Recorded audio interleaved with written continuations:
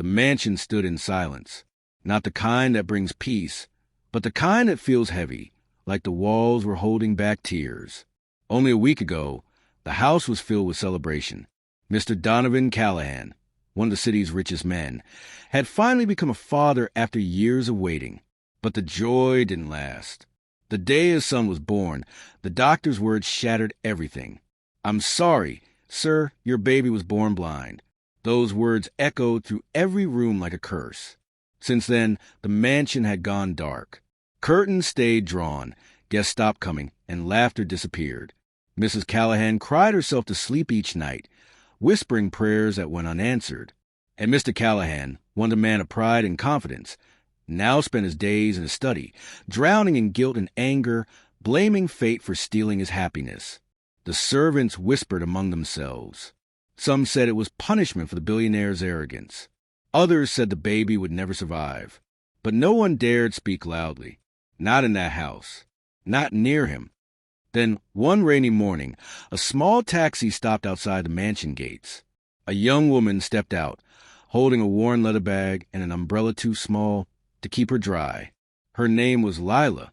She wasn't from the city. Her accent gave that away. She came from a small village where people still believed that kindness could heal things medicine could not. She had been sent by an agency to replace the last maid, who had quietly resigned after the baby's diagnosis. The head butler looked her up and down, unimpressed. "You'll be working the East Wing," he said coldly. "Do your job, stay quiet, and never ask questions." Lila nodded politely. "Yes, sir," as she walked through the long hallways. Her eyes caught the paintings, a family portrait of Mr. Callahan and his wife smiling, taken before their world fell apart. The place felt beautiful, but lifeless. She noticed dust on the edges of the grand piano, curtains that hadn't been opened in days, and the faint sound of a baby crying somewhere upstairs. Her heart ached. That sound, fragile and innocent, pulled her forward. Upstairs in the nursery, Mrs. Callahan sat beside the crib, gently rocking her baby boy.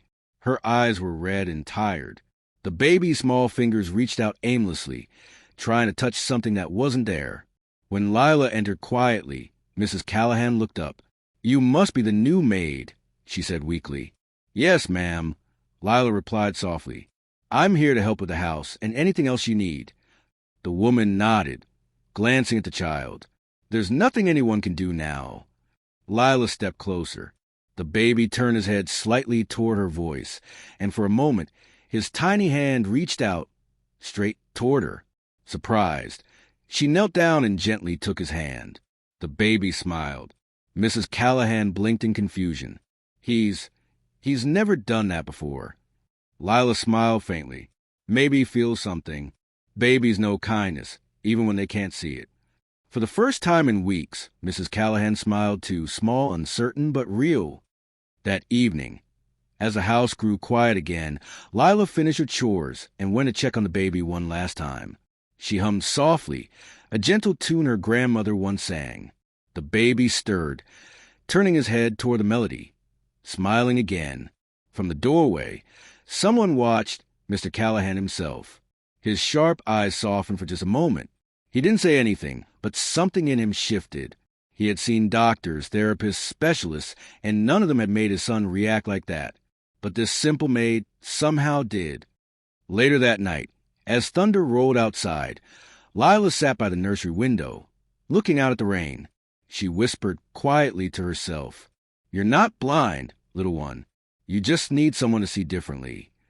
And somewhere deep down, she knew this child's story wasn't what everyone believed. This wasn't fate's punishment.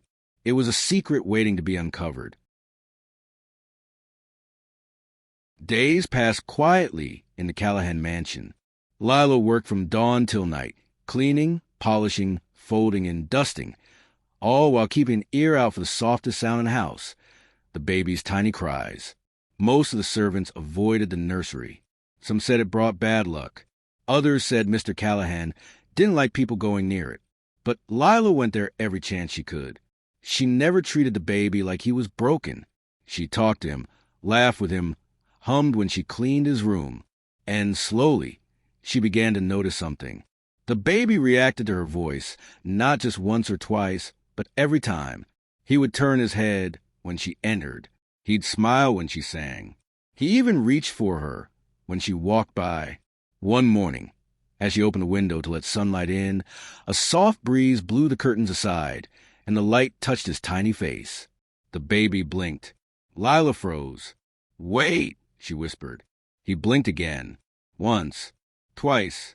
And then, for the briefest moment, his eyes seemed to follow the movement of the curtains. She gasped softly, stepping closer. "You can see, can't you?" The baby giggled, waving his small hands in the air. Her heart raced. Could she be imagining it? She moved her hand slowly from side to side, and his eyes followed.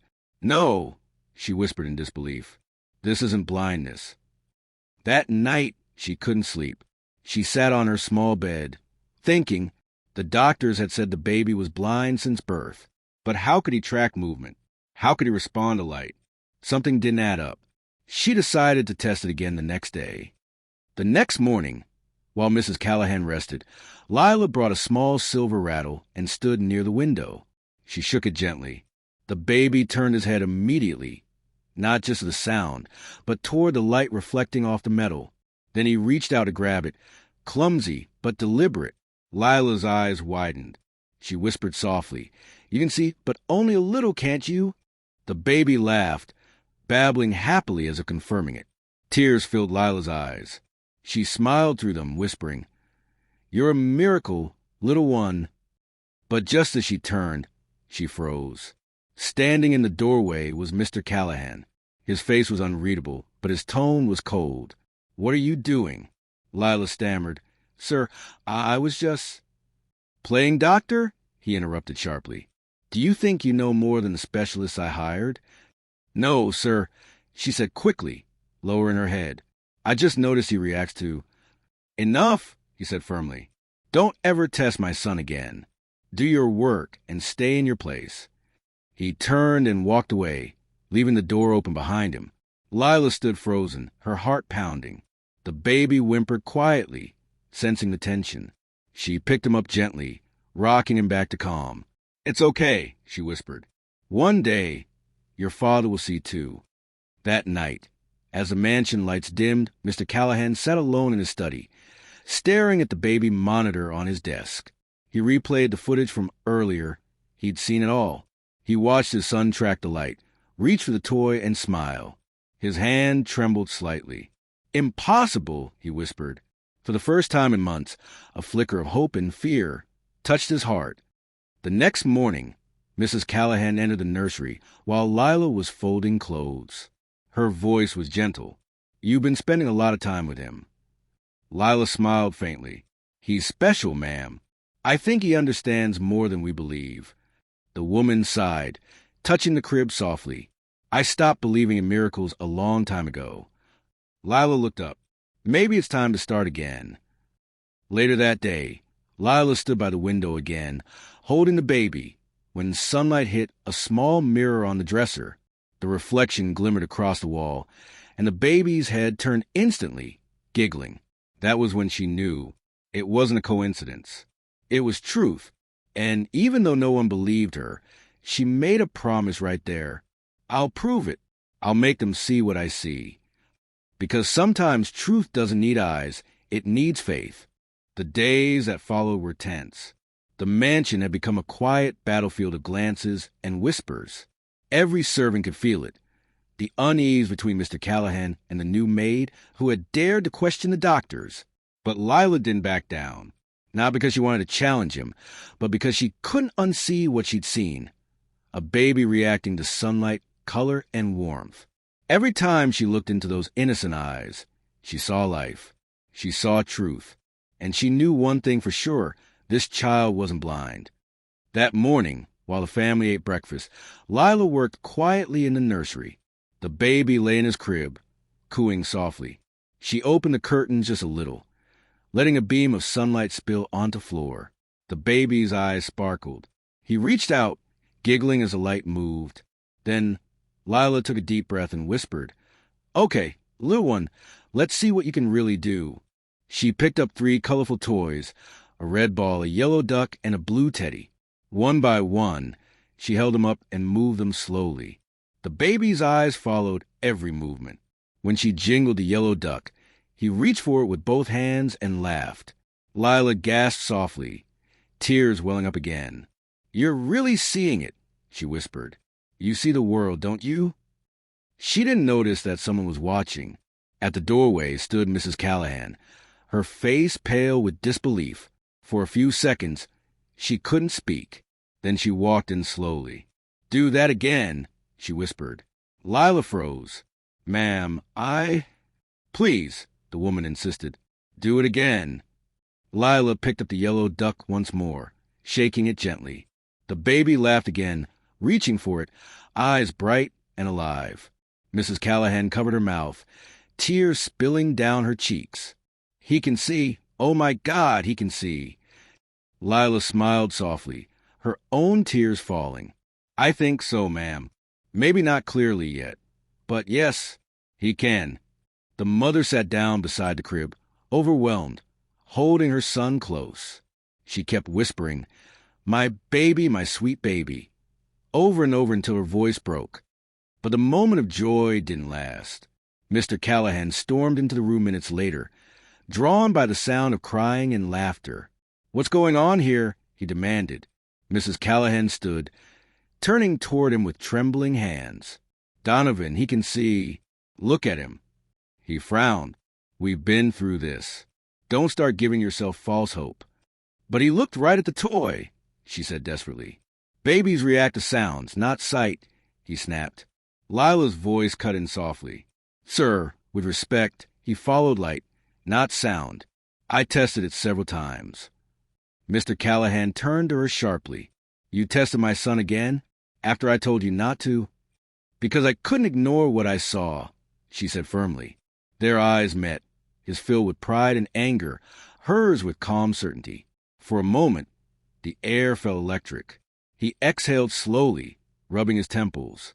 "You don't understand, Miss Lila. Hope hurts more than truth." "Then maybe, sir," she said gently, "you've been believing the wrong truth." That night, Mrs. Callahan called Lila to her room privately. She handed her a small envelope. "Don't tell my husband," she whispered. "Inside is the card of a specialist, a children's eye doctor who helped my niece years ago. Take my son there tomorrow while he's at work. Please." Lila hesitated. "Ma'am, if he finds out—" "Then I'll take the blame," the woman said firmly. "I just need to know if I still have a reason to hope." Lila nodded. "You do, ma'am. You always did." The next morning, while Mr. Callahan was at a meeting, Lila wrapped the baby in a small blanket and slipped into the waiting car. The driver, an older man who'd served the family for years, gave her a small nod. "Madam told me everything," he said quietly. "We'll go together." At the clinic, the doctor examined the baby carefully, moving his hand before the child's eyes, shining a soft light, testing responses. Minutes passed in silence. Then the doctor smiled warmly. "Who told you he was blind?" Lila exhaled shakily. "Every specialist they hired." "Well, the doctor said they were wrong. His eyes are perfectly fine. There's a small delay in focus, but that will correct with time. He's not blind. He just needed attention and love." Lila's eyes filled with tears. "Thank you, doctor. You just changed a family's life." When they returned home, Mrs. Callahan ran to them at the door. The baby giggled and reached for her, eyes bright under the sunlight. Lila nodded through her tears. "It's true, ma'am. He's not blind." Mrs. Callahan collapsed to her knees, holding her baby tight, whispering prayers of thanks. But just then, the front door opened again. Mr. Callahan stood there, briefcase in hand, shock written on his face. "What's happening here?" Mrs. Callahan turned, tears streaming. "Donovan, our son, can see." He looked at her, then at Lila, then at the child. Silence filled the room, and in that silence, the baby looked up at his father and smiled. For the first time, Mr. Callahan froze. His son's eyes, bright, alive, and clear, stared right into his. Something inside him broke. He took one step forward, then another, before kneeling down beside the crib. "Ethan," he whispered, voice trembling. You can see me?" The baby laughed, reaching for his father's face. Mr. Callahan caught his small hand in disbelief, tears forming in his own eyes. Lila stood quietly in the background, smiling. The truth she fought for finally spoken, not through words, but through a child's eyes. But what none of them knew was that this discovery would uncover another truth, one that would shake the Callahan family even deeper. Because the real question wasn't how the baby could see. It was why everyone was made to believe he couldn't. For the first time in months, the Callahan mansion was filled with laughter. Mrs. Callahan hummed softly while feeding her baby. The servants smiled as they passed the nursery door. Even Mr. Callahan, once cold and distant, began spending his mornings with his son. He'd stand by the window, holding the boy in his arms, watching him reach for the light that poured in through the curtains. Each day, his heart softened a little more. But for Lila, the joy came with a quiet unease. Something still didn't feel right, the more she thought about it. The stranger it seemed that every doctor had missed such an obvious truth. How could so many specialists be wrong? Unless they hadn't been wrong by mistake. A week later, Mr. Callahan called for a private dinner. Just him, his wife, and Lila. He wanted to thank her. When Lila entered the dining room that evening, she felt out of place among the chandeliers and gold cutlery. Mr. Callahan stood at the head of the table, a rare smile on his face. "Lila," he said warmly, "you've done more for my family than you know. I owe you my son's happiness and my own." Mrs. Callahan nodded, tears in her eyes. Lila smiled shyly. "I only did what anyone would have done, sir." He shook his head. "No, most people would have been too afraid to go against me. But you did. That takes courage." They shared a quiet meal, one filled with gratitude and relief. But in the corner of the room, the family's old nurse, Margaret, stood stiffly, her face unreadable. Later that night, while clearing the table, Lila heard voices in the hallway. It was Mr. and Mrs. Callahan, arguing in hushed tones. "He's not out of danger yet," Mrs. Callahan said. "The doctor said he needs further checkups." "Yes," Mr. Callahan replied. "I've already arranged a private medical review. I want the truth, no more mistakes." Lila froze. A private review? Another doctor? Something about it didn't sit right. The next morning, as she cleaned the study, Lila noticed an envelope on Mr. Callahan's desk. It was addressed to Dr. Benson, Private Pediatrics, the same doctor who had first declared the baby blind. Curious, she opened the drawer, and there was a checkbook with a recent payment made to the same doctor. Her heart sank. Why was Mr. Callahan still paying the man who got everything wrong? That evening, she saw Margaret, the nurse, carrying a stack of files toward the back room. Lila hesitated, then quietly followed. Inside the small medical room, Margaret placed the files on a desk and sighed heavily. When she turned and saw Lila, she nearly dropped them. "What are you doing here?" "I just wanted to help," Lila said softly. "But please, tell me something. Why did everyone think the baby was blind?" Margaret's eyes darted nervously. "It's not my place to say." "Please," Lila whispered. "He deserves the truth." The old woman sat down slowly, her voice trembling. "It wasn't a mistake," she said. "It was arranged." Lila froze. "Arranged?" Margaret nodded, tears filling her eyes. Mr. Callahan didn't want the press to know his son had complications during birth. He wanted time. The doctor agreed to report blindness, just to keep reporters away until the baby recovered fully. Lila's voice shook, but he didn't recover immediately. They kept the lie going. "Yes," Margaret said quietly. "And over time, everyone believed it, even his wife, even him." Lila's hands clenched.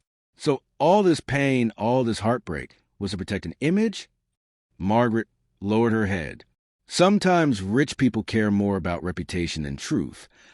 Later that night, Lila sat by the nursery, watching the baby sleep. The moonlight touched his face softly. She felt anger, but also pity.